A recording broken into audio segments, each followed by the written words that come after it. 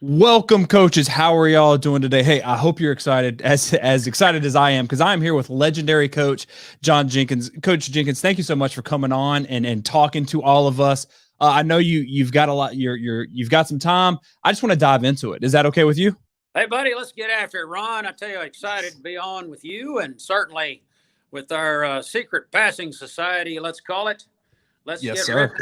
ripping and snorting here along. I tell you what, I'm coming to you live from the Angelo Football Clinic out here in West Texas, and something that's been a part of my life for 6 decades of football now, since the 1970s. Coming out here, and it's been naturally always enjoyable. Very proud to be a part of this thing as a speaker, and certainly attending this thing over the years, and naturally excited to be on board this morning with all the folks around the country and talk a little bit of passing football. What do you say? I am 100% game. Now, the very first question I want to ask is this also pertains to the very first time I was there in California when you were at the One Back Clinic. I think that was 2017, 16 or something like that. That's right. And you said the very first thing every team should do every game is throw the ball because defenses are ready to run and you throw it. So I want to ask you, why should teams throw the ball more than run? Oh, well, actually, I think what I mentioned specifically, Ron, at that time was this: don't ever start the game with a run play. Do not ever come out and run the ball on the first play of the game. And the reason for that is this. You know, we've seen this over the years. We've witnessed this over the years where maybe an undermanned opponent, they are sky high. They've been motivated all week. They're highly juiced.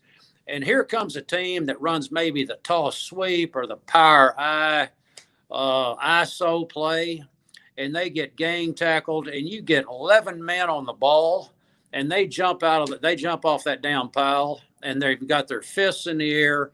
They've thrown that opponent for a 2-yard loss.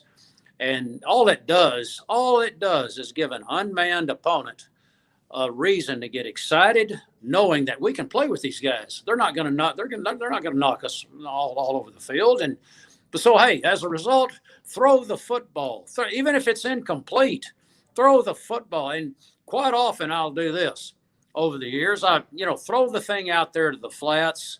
You get a couple of blocks out there that you tap a couple of defenders.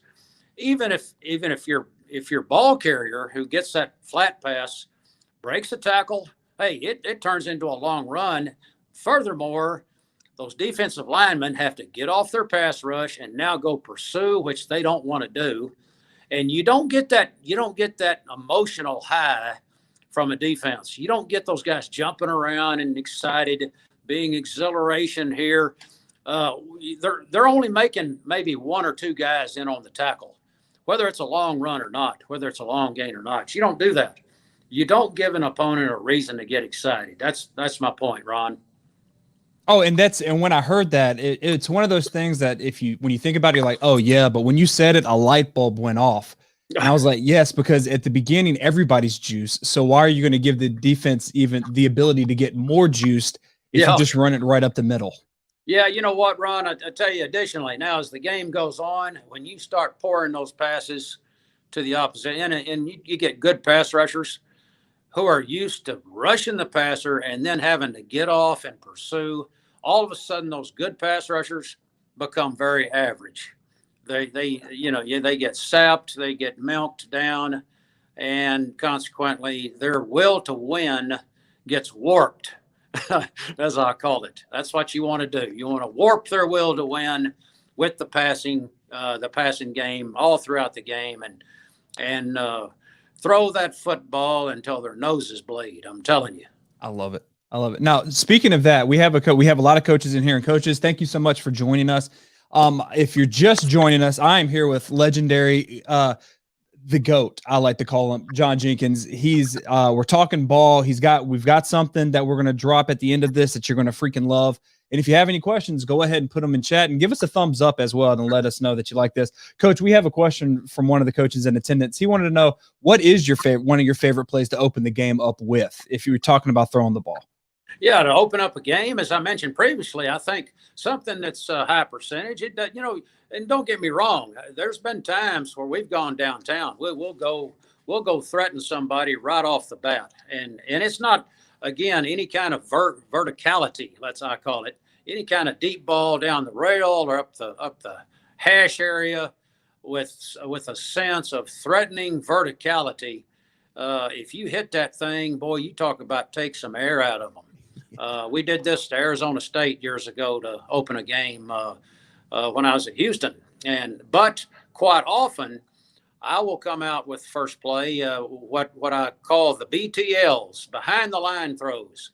I might use some influence, sweep action to get the defensive line headed one way and throw that ball out to the flats with blockers out in front.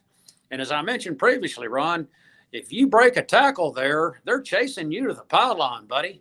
Or if it's a good tackle out on the perimeter for let's say a 4-6 yard gain, you're not getting gang tackled. Hey, nobody's getting excited on defense. Matter of fact, they're probably thinking, oh, this is the way it's going to go all day long. They're fixing to wear us out. They're fixing to just milk us dry, particularly with hurry up offense going on the entire game. You know, that doesn't sit well with big guys up front who are not getting their rest in between huddles.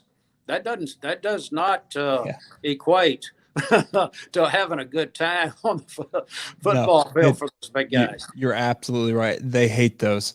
They hate those. Okay. Yes. And coaches, again, thank you so much for joining. Coach, we have so many people in here excited to see you. I want to ask you about the dropbacks. I know you're a fan of the half roll. Why do you like the half roll instead of like straight dropback, or do you use both? Yeah, you bet. I tell you what, I've used a drop back pass, actually an angle drop back pass, so that you've got leverage up front to set those pass rushers. You've got to be able to set those guys and take a side away.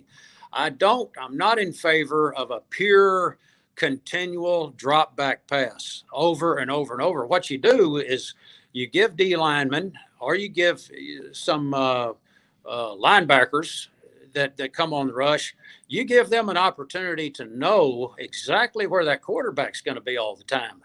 Whereas if you move the pocket around, if you move that thing to the left or the right on a control, I call it controlled rollout, not sprint out, or even bootleg, play action, and all that stuff, that's good.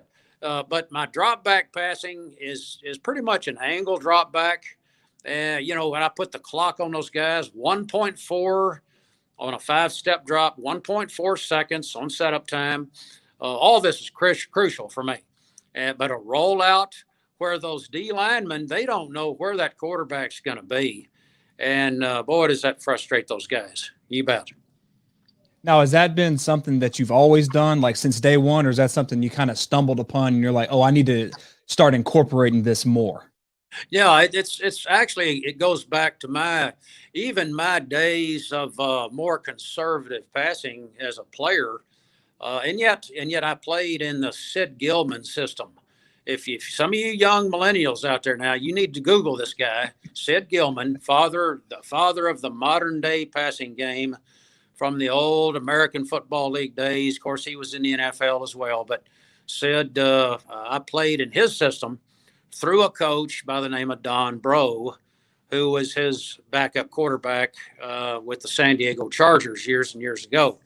And, of course, I played in this offense in college for the Razorbacks at Arkansas. We were highly, let's just say, progressive and advanced as far as being wide open for back then. And yet, but moving around, moving the pocket, and not just being a constant, continual drop back, that's been a real staple of mine over the years, because I think it's important that, as I mentioned previously, don't give those D linemen an opportunity to know where that quarterback's going to be set up in the entire time. Plus, offensive line, if you can take angles away from rushers and you can cut them off and you can set them a little differently on roll, half roll, or drop back, it all comes into your favor. I freaking love that. Now, specifically, since we're on this topic, I know that you've done both under center and shotgun. Yep. Do you prefer one or the other? have you gone more to one over the other? What's your thoughts on that? Yeah, I have. I tell you what, I've always been in my earlier years of coaching, was a strict under the center kind of guy, and with great success. I mean, some of the great young quarterbacks that I took and molded into what I wanted them to be from day one was underneath the center. Jim Kelly, Doug Flutie, even Doug was a short guy. It wasn't until he left me and went to the Canadian Football League initially with the BC Lions did he get in the shotgun, and boy did he love that. And certainly when I had an opportunity to coach him again, I utilized his lack of height to put him in the gun. And of course he testified that a whole new Pandora's box of vision opened up for him, getting him away from the center, getting him away from the underneath the center. But moving forward, I want to say it was 1991 that I started to depart from a strict 100% underneath the center with a quarterback by the name of David Klingler, one of the great quarterbacks of all time, one of those multi-record holders, and putting him in the gun and moving him around a little bit. And then again, when I got Doug Flutie back for the second time coaching him, boy, you talk about giving some guys fits now, moving him around from the gun. Of course, Doug would get the ball off quicker than any quarterback I've ever had. Many times I had to really, really strain to get him to hold it a little longer, which is, in all seriousness, but Doug Flutie was getting the ball thrown in 1.8 to 2.2 seconds. Now, I'm telling you, even if you're coming free as a pass rusher, particularly from the backside, hey, man, you can't even throw a rock and hit that quarterback, much less sack him in 1.8 seconds. So that from the gun, again, there's certainly advantages to both, and I think you certainly have to have a feel and keep the defenses off balance, particularly when you got some play action passing going with bootlegs and this kind of thing that sends those defenders with influence blocking up front in different directions. That being underneath the center is really good. I'll say this: got some of those guys, like I said, Jim Kelly. I had to reshape his footwork years ago into taking a real strict 5-step drop. Jim would have a tendency to drift to 7, and you know what that equates to? The clock's running. Okay. Pass rush. Here comes the pass rush. Here. So I mean, that's all. It all figures into the science of passing, making sure that you're not giving a defense an advantage with sloppy footwork up front and giving them an opportunity to get to you. So again, I can just see, I can be objective here, and I can say, yeah, there's room for both. I know this. I know certainly from an NFL standpoint, there's more emphasis underneath the center, but you know what? You can call it what you want to. You can call it what you want to. You can call it spread. You can call it run and shoot. You can call it whatever. You look today in today's football, Tom Brady, hey, what does he do? He's back there in the gun, and he's comfortable, and he's gunning people down at 43, 44 years old, and he shows no signs of slowing down. I'm telling you. No, he doesn't. No, I would like to have whatever I need to get his TB12 regiment and everything like that, because that man is just boy, it's like, yes. Hey, he looks like he's about 28 years old, and maybe that young, beautiful wife has something to do with that. What do you think? I probably. I don't think it hurts to have a supermodel as a wife. Oh, yeah, there you go. Now, I know you said, talking about the pass rush, defenses do that. Another thing, and this ties into what we're going to talk about in a minute, the defenses do is they go to cover 0. So why do you think they do that? Why does that seem to be most defensive coordinators' answers to, oh, this guy is throwing the ball a lot, let's go cover 0 and bring the house? What do you think that is? Hey, listen, let me say this. Please give me 0 coverage. Please bring some more 0 to me. I'm begging for more. In all seriousness, Let me say this. The material that we've already covered with Coach A.J. Smith and myself with this Secret Passing Society, we've already got about 5 hours of strong content of conversation going here through about 3 previous sessions. Now, all of you that have been in on this, if you haven't, if you're just now coming on board with the Secret Passing Society, then you're learning this, that the first thing, my first point of emphasis is this, and that is you better handle the blitz first. Yeah. You better approach blitz. And when I say blitz, I'm not talking about one guy coming off the edge. Let's define that. Let's define that right now. I'm talking about from a one-back standpoint, 4 wides. We're talking about with 4 men locked on in coverage, man-to-man, on those receivers, and 7 men are in position to rush. Now, how many blockers do we have? Let's do our arithmetic here. We have got 6 capable blockers, in counting my super back in the backfield. So we got 5 linemen, we got a back. Okay, we've got 6 capable blockers. If they've got 7 in position to come, now they don't all have to come, but if they're in position to come, there's no free safety back there, but there are 4 guys locked on in coverage in relation to where those 4 receivers, the slots and the wideouts, are lined up. That is a blitz read. That is a blitz read for me. And naturally, we've got to have answers. We've got to have a plan. And do I ever have a plan for you? Let me say this: the work and the reps and the mental, the quarterback schools, the receiver school of train of thought, of molding them, knowing that we want them to blitz us. We want the opposition to come after us. You can call it what you want to, zero coverage. You call it black cow, black bull. Isn't it interesting how terminology works? We can call it anything you want to, but it's blitz. That is a blitz read coming at you. What are you going to do about it? So, and that's my point. That's my point. That's this.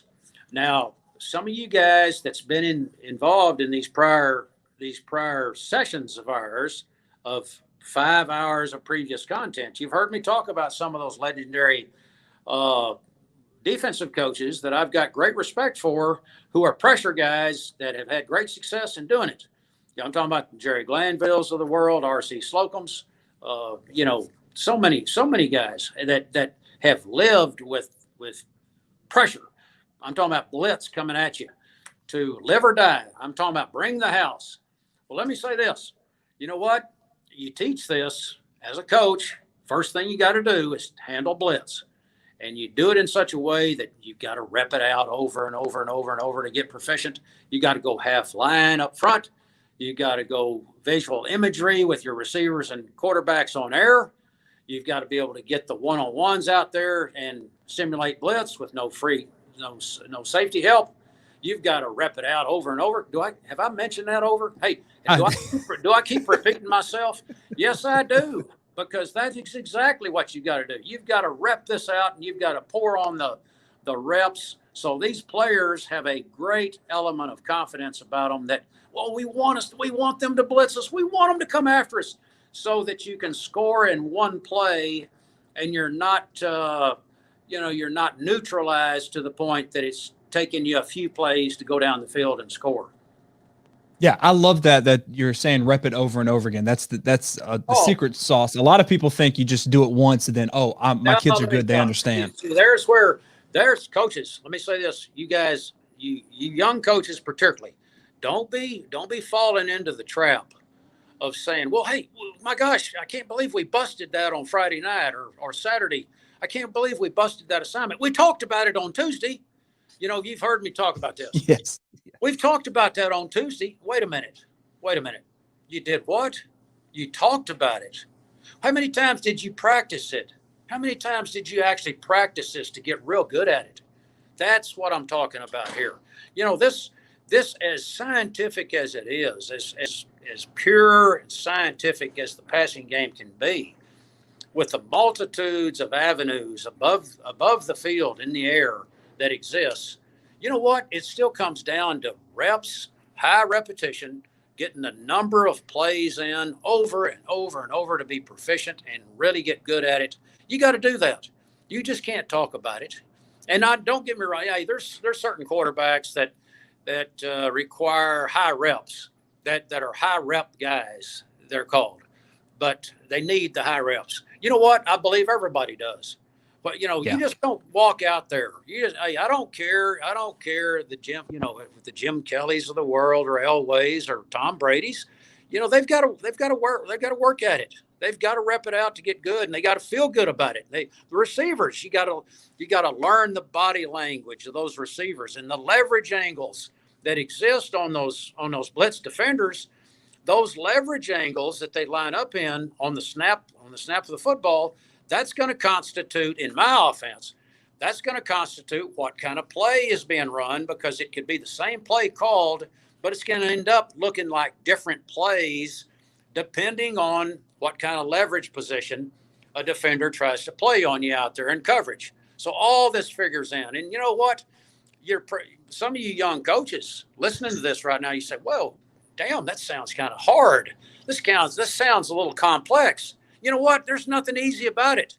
Yeah. There's nothing easy about the passing game where you just go out there and say, oh, hey, this looks great. Well, this is our first day. It looks great. No, it doesn't either. No, you got to do it over and over and over. And like I said, it's a year-round deal. I can take you down through quarterback school, quarterback receiver camp, rookie camp, all the things that tie into the necessity of being really good. And once again, you guys, hey, let me say this, as I mentioned, blitz is the first thing you better handle. You better take care of that, because if you can't handle it, you've heard me say this in these prior discussions and conversations that we've had already. If you can't handle it, what else do they need to do? They don't need to run anything else but just bring the house at you. I use that term, bring in the house. You know what you do? You get real good at what you're doing, you're going to rock the house, baby. You're going to rock the house. That's what you want anyway. You want your fans, you want those cameras lit up. You're going to rock the house, baby. If they'll blitz, if they'll cooperate and blitz us, we're going to rock the house. I agree. And coaches, if you want to know, attackcoverzero.com, go to there. You will see what we're talking about. Coach breaks down, I want to say it's 6 hours almost of just the intricate details of Cover Zero, how to attack it, what to look for. You're deep diving into Coach's brain on just Cover Zero. And then once you go there, he's talking about the Secret Passing Society. There's a link. Click that. I promise you will not be disappointed. This thing is unbelievable. I'm going to be honest. If I'm being 100% honest, I thought I knew Cover Zero. I didn't. You made me feel like a baby. Like, oh my God, I am like, it just opened up. I'm like, I didn't even know all this about Cover Zero. So I just want to say thank you for putting that on, by the way. Well, again, like I said, I've got great respect for those great coaches who have been a part of this over the years that I've gone against, and that believe in the high pressure, the blitz. As I mentioned previously, R.C. Slocum at Texas A&M for many, many years, Jerry Glanville, the Grits blitz with the Atlanta Falcons. Hey, they set the record doing this way back in 1977 with a very average team offensively. And, I think they finished with back in the day when it was a 14-game schedule, maybe 7-7, something like that. And yet they set a record for the least number of points given up in the season because of the repeated blitz that they brought against condensed offenses and against teams that didn't have an answer for it, and teams that just didn't know any more than just punt back and forth and maybe play field position. That's not what I believe. Hey, I'll say this: we want to prepare ourselves. We want to get after blitz. We want to rock the house, like I said, and make that scoreboard look like a pinball machine if we can. I love it. Yeah. And you would be surprised also. I know I've talked to a lot of coaches. They're talking about how their numbers are falling off. But if you can rock the house, score, pinball machine, all of that using the pass, you'd be amazed at how those kids, that if they fell off, they're going to come back and want to join your program. Something that's something that was brought to my attention years ago. Hal Mummy mentioned this. He told me on a radio show once. He said, "Jenks," he said, "I want to really thank you for saving the high school kids around the state of Texas." And I said, "Do what?" And he said, "Yeah." He said, "You know what? The run-oriented offenses, banging into each other in practice, the wishbone days and the power eyes of the world." He said, "All of a sudden, you came out throwing that football. You're spreading people out on the field from Miami all the way to Seattle, throwing the football all over the park." And he said, "That's fun." He said, Yes. "Hey, all of a sudden, players were having fun again, and all of a sudden, participation picked up again with the junior highs and the high schools around the state of Texas, and with the spread passing games and the enjoyment of playing football. And it is fun. It is fun." And don't get me wrong, it's a lot of hard work to be really good and really, really exceptional at what you're doing. But naturally, that's just one of the requirements. As a quarterback, the guys I look for is a guy that wants. I want to hitch my plow, as they say, out there in the farmlands of a guy that really wants to take this thing over as a quarterback and say, "Hey, you guys follow me. I'm committed to this. I will do everything I can to put these high reps in that Coach Jenkins requires, and we're going to be great at it. We're not going to be good. We're going to be damn great." And that's what you want. Yes, I love that. And coaches, again, thank you so much for joining. Go to Attack Cover and the number0.com to find out what Coach is talking about. Also with his Secret Passing Society. I have a couple of questions real quick. First, Reggie just wants to say, "This is gold. I never thought about repping it like that. Thanks, Coach." Talking about how you need to rep the Blitz over and over and over again. So that's a nice little nugget right there. Yeah. And I want to tie this into my next question. Reggie wants to know, like practice and everything. How do you do it? I wanted to know, if I'm doing this, what's like one drill I need to implement in my practice that I should be running every single day to get great at passing the ball? You know what? I do something that when we start practice with the receivers, we have what's called 70 hard catches. Now, what that means is this: there's a ball out there sitting on the field, and we're all regimented across the field. Receivers are paired up in two. So there's one ball for two receivers. They get a 7-yard spacing between each other. And when on the command, they start drilling that football from 7 yards apart, back and forth to each other, and until both of them catch that thing 70 times.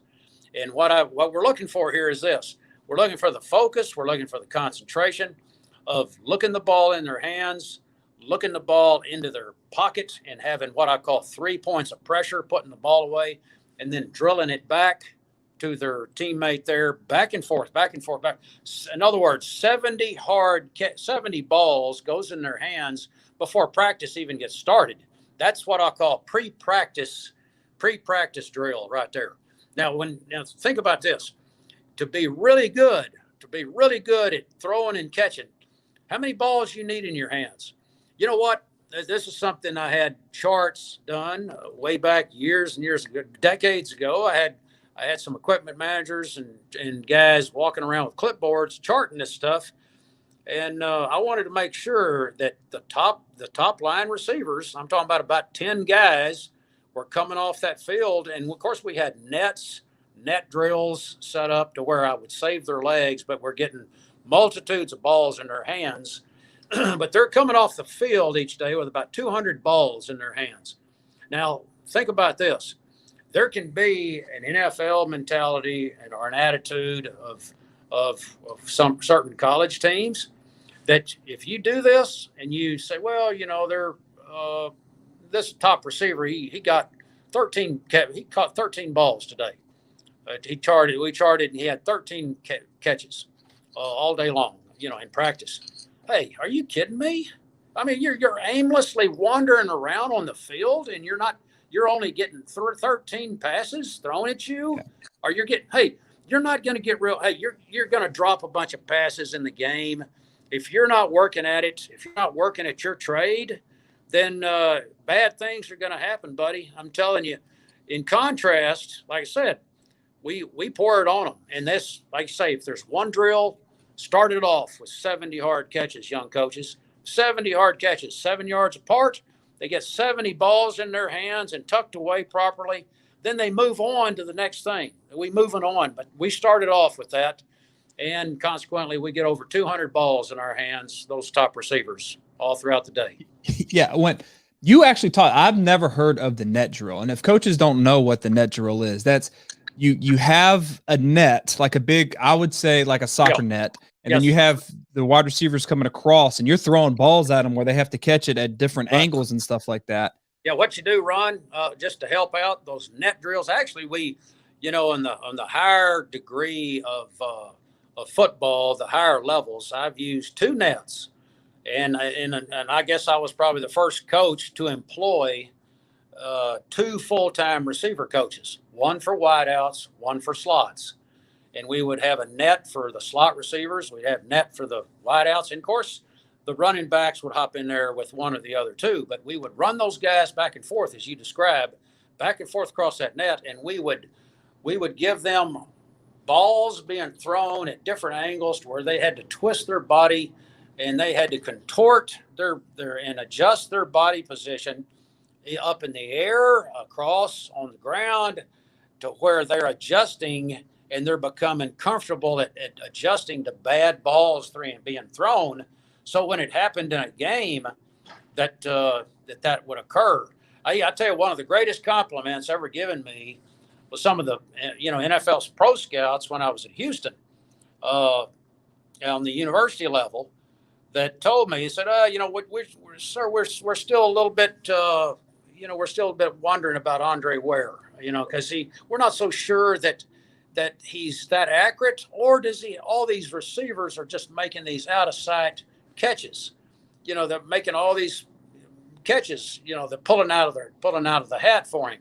And I thought, well, what a great compliment. What a great compliment for those receivers, because that's what you're supposed to do. Yeah. If it hits your hands, you need to catch the ball. Otherwise, it's recorded as a drop. I like that you said that, because a lot of coaches say that, hey, it hit your hands, you got to catch that. But we don't do the drill like you're talking about, where they have to catch it above their head or below, or they have to twist or something like that. And like you said before, you've got to get reps at that to master that skill. And we need to stop saying these coaching platitudes when we're not helping them get the reps. Body control, body position, all this, Ron, figures into it.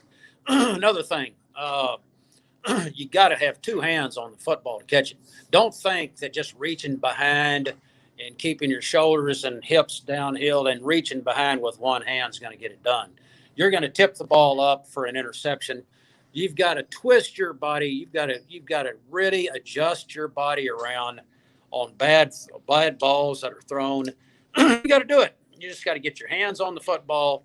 You got to have enough turns. You got to have enough repetition there where you get really good at it, and then you keep moving right on down the field and into the end zone. I love it.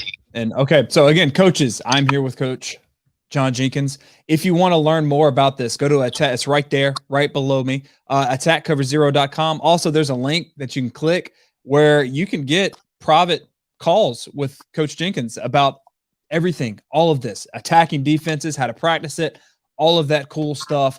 I'm a part of it because I want to learn. I love to pass the ball as well. I have a question. Okay, so here's the thing. Let's say someone comes on this, loves what you're talking about, everything, and decides, you know what, I'm going to pass the ball just a little bit. I may not go all the way in. I'm going to dip my toe in.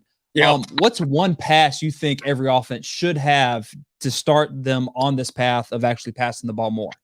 Well, as a starting point, I'm gonna convince you to throw the ball a heck of a lot more than just putting your toe in the water. No, but in all seriousness, Ron, there's nothing like, you say, if there's one ball, you know what it would be? It would be the over the top verticality deep ball that would just scare the mortal hell right out of your opponent. Whether that's completed or not, you know what it does? It will soften them up in the secondary, and it will tell them that we're coming after you, and we're not just going to dink and dunk our way along where you're going to crowd up tighter and tighter and tighter towards the line of scrimmage and then choke us off if we don't if we don't come after you. Certainly, the deep ball is one that you gotta throw, and you've got to explore it. Even if you're a run-oriented team, if option, let's say you're an triple option team, you're going to have rotation coverage back there. Free safeties are going to be filling the alley on run support. You're going to have an opportunity to get guys going down the field on a deep ball, and play action, and take it all in one shot. So, and let me say this. Another thing about the deep ball is I've found that as whether it's you as a quarterback coach or as an offensive coordinator on these deep throws. Now, this common mistake goes all the way through the NFL, all the way down into the major colleges, and certainly all the way down into the lower levels of middle school and high school football. And that's this. As a coordinator, as a quarterback coach, get around over on that defensive side on deep balls and watch your quarterback's eyes when he throws this.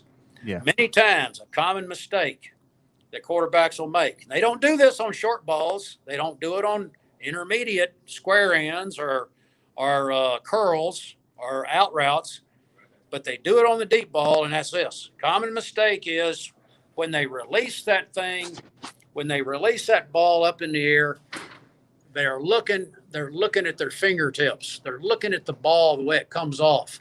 They're looking at the spiral as it's going down the field instead of looking at the receiver. And what happens? The ball goes 10 yards out of bounds, or it goes up in the stands and hits some poor old lady in the face, whatever. Hey, you know what? And they're thinking, gosh, dang, how come I was so far off? I was so inaccurate on that deep throw. They're not watching the receiver. Yeah. So you got to watch your guy going all the way down the rail, as I call it. Ideally, nose over, what I call nose over trajectory, where you hit that guy right on the outside shoulder, where even if he's got coverage, even if he's got hip to hip, tight coverage with the corner I got him covered, coach. I got him hip to hip. That ball's coming right over to the outside shoulder and bang, completion. So, this again, that's got to be practiced. That's got to be repped out.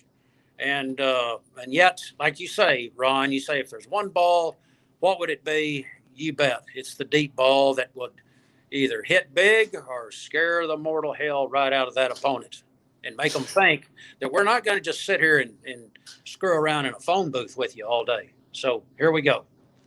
I love that. Now, did you have, when you call plays, do you go, okay, I need to throw it deep 3 or 4 times? Because I know a lot of coaches, especially at high school, they have that, like, I need to take a shot. 3 or 4 times a possession, Ron. Hey, listen, let me tell you this. No, in all seriousness, if there's any kind of staple attached to Coach John Jenkins right here, it is the kryptonite of defenses, and that is the vertical game, the vertical passing threat. I'm talking about 4 wides, no backs coming at you with deep balls down that sideline and up those hash areas, and are bending over into areas where the weakness of the coverages are. Now, I know I'm getting ahead of myself here because I'm still on cover 0, as Ron says, but we're talking blitz here. We're going to continue to explore every avenue of blitz for you guys a little longer, and then we're going to get into other coverage categories that exist that will also be side adjusted. But as mentioned, the vertical passing game, that's where you're going to be rocking the house, baby. I love it. And coaches, if you want to know, again, go to attack cover 0. That's the letter or the number 0.com to figure it out. There's also a link there. That's like a cult following in it, Ron. It is. Cover0.com, man. I tell you what, you're going You there, Coach? Did we lose you? Answer. You got all kinds of testimony coming at you here with defensive coaches. I'm sure that's. Oh yes, yeah, I am. I'm anticipating the defensive coaches to attack me on Twitter. That is fine. We all like to attack coverzero.com. So go there. Now, I would be remiss if I didn't ask has there been any blitz that kind of gave you a tiny problem and you're like, okay, they're doing this, I'm going to attack it this way, or anything like? No, you know what?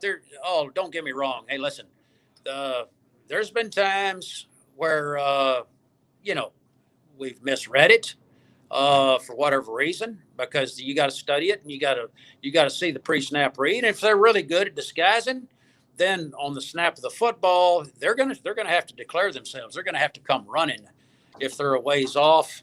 And certainly my theory and my principle of the on-air shots, which we'll talk about on down the road, guys. But if that exists and you're getting that ball off right away to an uncovered receiver, that's one of the very first principle of this offense of mine. But to attack blitz and get after them,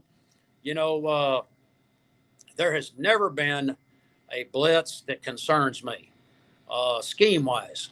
Now, again, I've got the answers in talking about leverage position, whether it's a bump and run, what I call a bump and run press technique with a bang technique, inside attitude, or a bump technique, inside attitude, outside technique with a bang, or a loose man in cover one, whether it's inside position or loose inside position, or head up position, or even slightly outside position for whatever reason that might happen in blitz.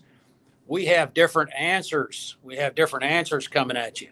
But here's the thing, just like in college trigonometry or whatever, buddy, we've got the answers to the test. We already got the answers to the test, and we're stepping in that, and we're stepping in there to get 100%, buddy, on this exam right here. And over the years, working off those mechanical graph sheets that I designed way back in the early 1980s, Ron, where players draw this up and they become exact. Quarterbacks draw it up and they become exact on the depth, on the exact alignments. All of this becomes perfect, knowing exactly what's at stake here. And that's just part of the school I'm talking about, and the train of thought and the mentality as far as attacking blitz. I love that you actually you've been padding, like, don't you at the end of every season you sit down, and because AJ was talking to me about it, like, y'all pad everything to do everything. It is unbelievable. And how does that help you for the next season once you sit down and you write everything up and everything? Yeah, I'll tell you what, here's the thing. You got to move on. You've got to continue to move forward, and you don't expect, hey, like I said, I got too much respect for the great defensive coaches of the world out there. They're not going to take the same whipping the same time by the same team over and over and over, year after year. You've got to keep moving that thing. Even the adjustable routes, the multiple adjusting pass offense, I call it, even the multiple adjusting routes that I utilize, you got to move them around. You've got those degrees of breaks have to be a little different from one year to the next. Your personnel is going to be different. So it's not like you're coming at them with a scheme of saying, well, hey, this is good. See, that's what's upsetting to me when I hear coaches say, well, does this give you problems, this particular route? This particular coverage right here, does this give you problems? Not really. None of it bothers me. It's what about the personnel involved? So if you're outmanned, it's one thing. You got out personneled, that's another thing. But hey, if you really understand what you're doing as a receiver, and I don't like to use the term possession receivers, because certainly from whether it's the NFL level or the Canadian Football League or back in the old USFL, I never wanted to operate with possession receivers. I'll take a guy with speed that's got some God-given ability to run. I'll teach him how to catch a football. I'll get him better catching the football with those net drills we're talking about. We'll get him better. But possession receivers on high school level, certainly from the neck up, if they're really sharp and understand what's going on, then they can become very proficient, even if they're limited. Gotcha. You're making me want to go outside right now and throw the ball to myself. Hey, I'm ready. Get it. Let's go out there, Ron. Let's go out there. Well, Coach, I know you're a busy man. Thank you so much for being here. Hey, coaches, attackcoverzero.com. Is there anything else you want to say before you go and destroy defenses at the clinic? Oh, yeah, I tell you what, Ron, let me just say, as I mentioned, being out here live at the Angelo Coaches Clinic here, a place that I've grown up.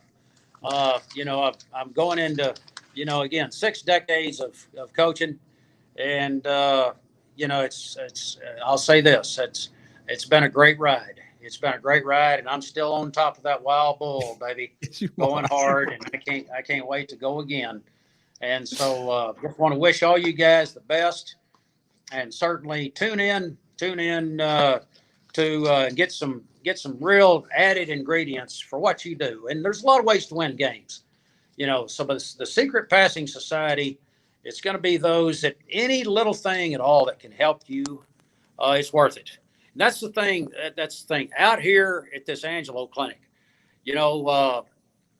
knowing that I was going to be on today, that's one thing, but there's always an avenue of speakers that are lined up out here to talk. And I've been very blessed, been fortunate to be asked as a speaker a few times out here at the Angelo Clinic. But I come out here all the time, and just young coaches approached me recently, just a day or two ago. Say, hey, Coach, gosh, I didn't know you were on the speaking. I said, no, I'm not speaking out here. I'm not. And they said, what are you doing? What are you doing out here? I said, hey, I'm here to learn. I'm here to reconfirm. I'm here to reconfirm what defensive coaches are trying to do. You see what I'm saying? The cycle of defenses and offenses never stops.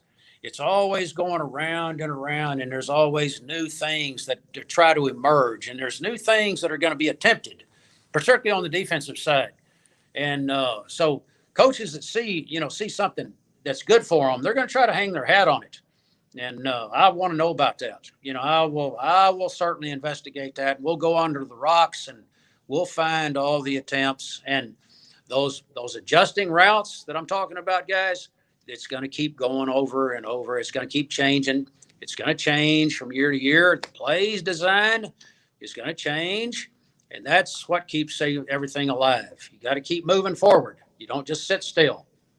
Yes. I freaking, especially coming from you, someone that is up there when it comes to passing everything. What you're saying is, hey, always be learning, always go somewhere, find out what they're doing new so that you can then adjust what you're doing to attack the new thing. That is, I love that. You bet, buddy. You bet. And hey, don't be telling defenses, don't be telling those defensive coaches what we're doing. We're going to loose lips sink ships. Anything we talk about on this Secret Passing Society that involves attacking them, and if they're listening, we're going to have them earmuff. We're going to earmuff those guys. Well, coaches, again, go here, attackcoverzero.com to find out. There's links. There's Cover Zero. It's unbelievable. Coach Jenkins, thank you so much for being here, man. I appreciate it. Hey, Ron, it's great being with you this morning. I tell you what, be anxious to get back with you again soon. And yes, sir. Hey, what's that? Let's give them that link again. Attackcoverzero.com. Coverzero.com. That's our new cult, right? Yes. I love it. I love it. Okay, coaches. Guys. Ron, and really enjoyed it, buddy. All right. Thank y'all. And coaches, again, go attackcoverzero.com, and I will see y'all.